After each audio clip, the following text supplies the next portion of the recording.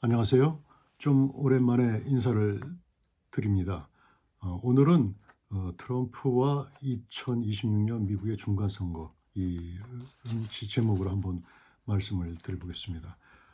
과연 이제 트럼프가 2026년에 있는 예정된 중간선거에 승리를 할 수 있을 것인가에 대해서 좀 살펴보려고 하는데요. 중간선거는 이 11월 3일 날 예정되어 있습니다. 이 선거에서는 상원의 100석 중에 약 3분의 1격에 해당되는 35석 그리고 하원의 435석 전부가 걸려 있는 선거가 되겠습니다. 현재 미국의 의회 구도를 보면은 상원은 53대 47로 공화당이 우세를 하고요.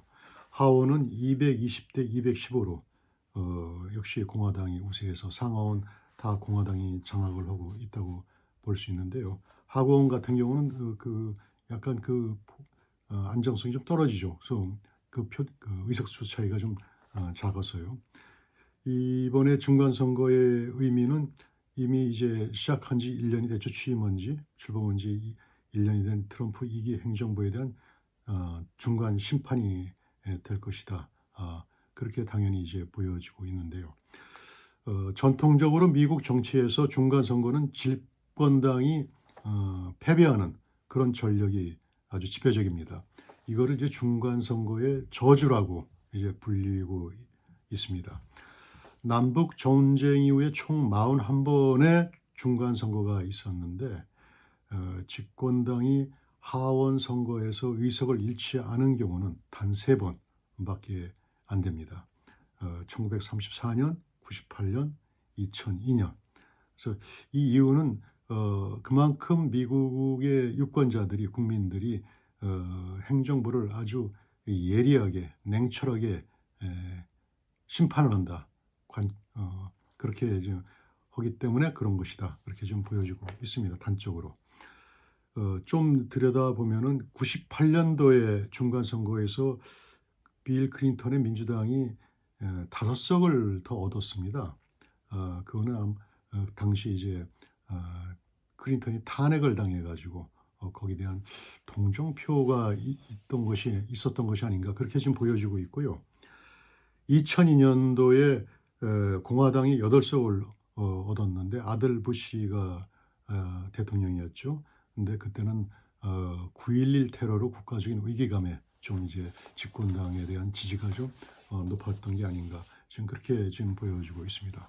그 지금은 이제 트럼프가 과연 2026년 중간 선거에서 어떻게 심판을 받을 것인가 그게 이제 서서히 관심사로 부상을 좀 하고 있는데요.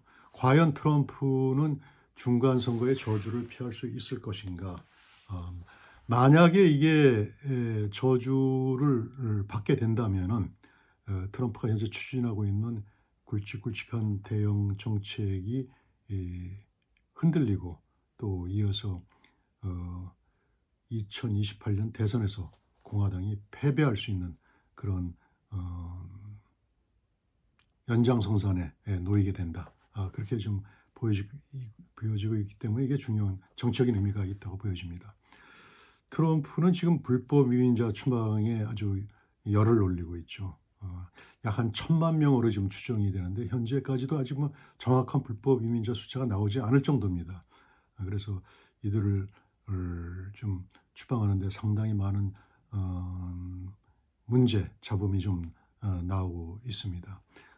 남부 국경 통제를 확보하는 것, 더 이상 이제 국경을 통해서 불법 이민자들이 들어오지 못하게 하는 그런 과제가 있고요.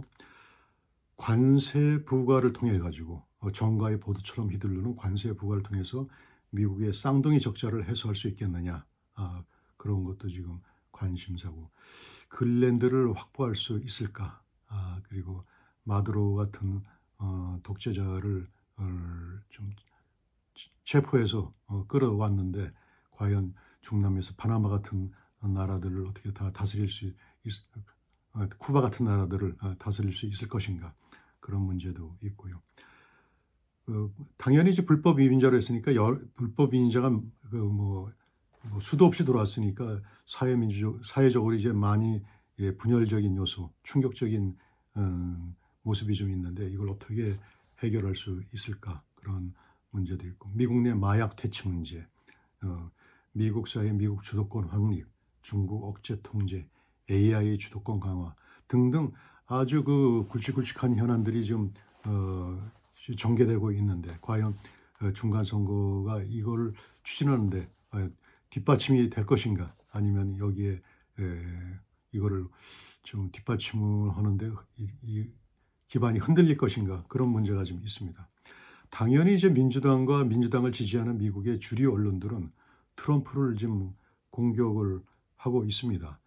불법 이민자 추방 과정에서 마찰이 일어나고 있는데 이거를 행정부 트럼프 행정부 비난하는데 아주 열을 올리고 있죠.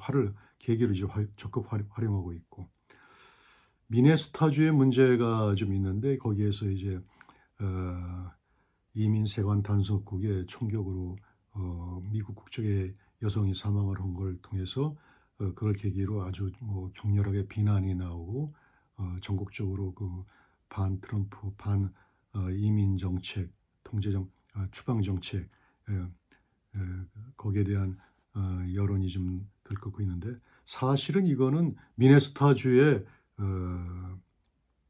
막대한 연방정부 보조금 부정 사용 문제가 그 배경에 있다고도 보여지고 있습니다.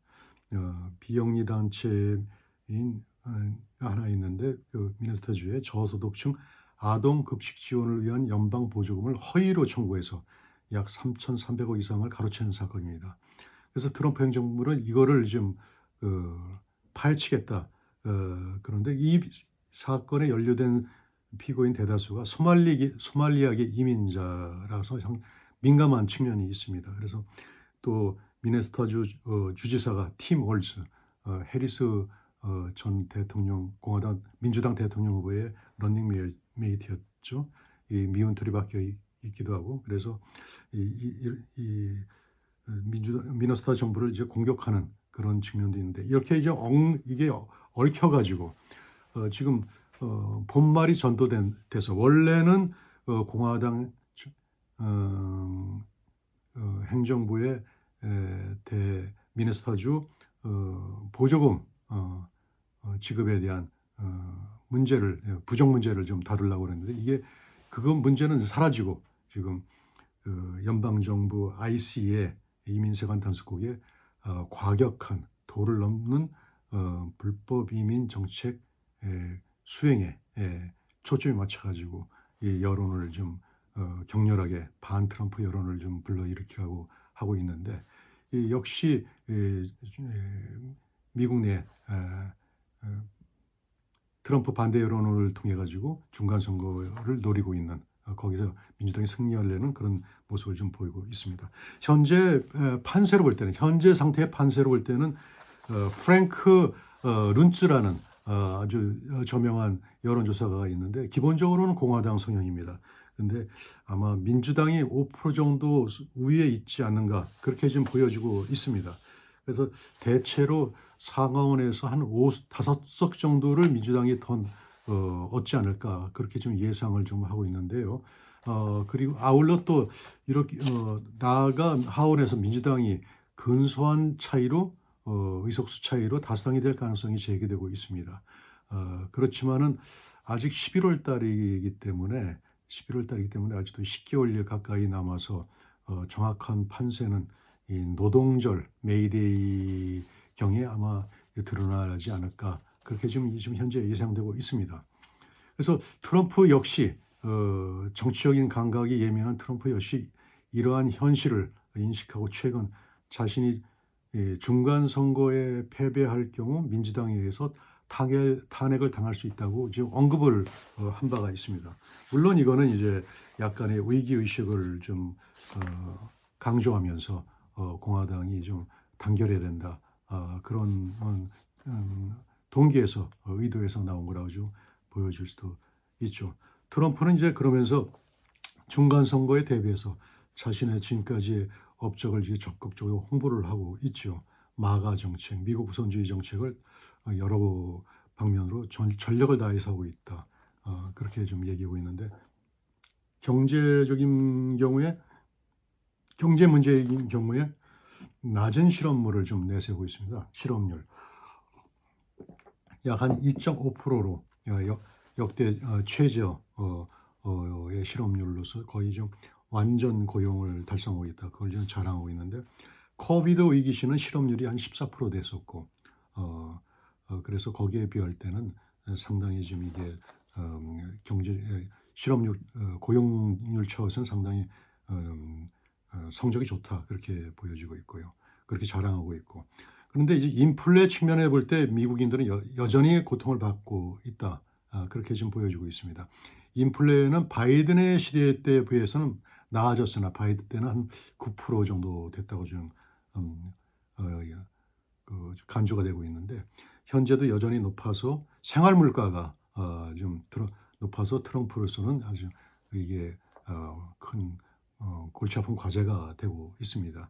조란 맘다니가 최근에 뉴욕 시장에 당선됐는데 이러한 미국 내의 미국민의 불만, 생활상의 불만이 표출돼서 그런 게 아닌가. 사회 민주주의적 사회 스스로 이제 만다니는 자기가 사회주의적 민주주의자다 그렇게 좀 표방을 하고 있는데 affordability 그러니까 정부가 여러 가지 시민들이 생활하는 데 필요한 요소를 제공할 수 있는 능력을 강조하는 그런 거를 좀 하면서 선거에 이제 승리를 해서 이게 상당히 이제 정치적으로 부담이 좀 되고 있다고 할 수 있습니다. 그래서 트럼프는 이자율을 그래도 2%까지는 하향시키면서 경제를 살려야 된다. 그런 노력을 추진하고 있는데 미국 중앙은행 총재를 이제 아주 좀 두세 명 놓고서 계속 돌아가면서 평가하면서 현재 뭐 한 명을 압축했다는 말도 있지만은 심혈을 기울여서 자기 쉽게 얘기해서 자기 말을 잘 듣는 중앙은행 총재를 임명한다 하려고 한다는 거 그렇게 볼 수도 있습니다. 아울러 기타 이제 최근에 더 문제가 되고 있는 의료보험 문제, 그것 때문에 많은 미국인 가정들이 경제적인 고통을 받고 있다 그런 문제 이런 게 다 이제 과제고 숙제인데 그럼 과연 이제 그 중간 선거에서 트럼프 공화당이 패배를 해가지고 탄핵이 되면 어떤 모습이 될 것인가 그거를 볼 때 민주당이 중간 선거 승리를 당연히 좀 해야 됩니다.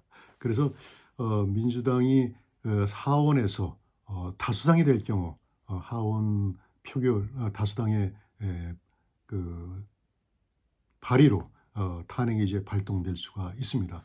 그러나 상원에서 3분의 2 절대 다수의 승인이 필요한데 이거는 확실히 이제 비현실적인 상황이고 거의 이제 불가능에 가깝다.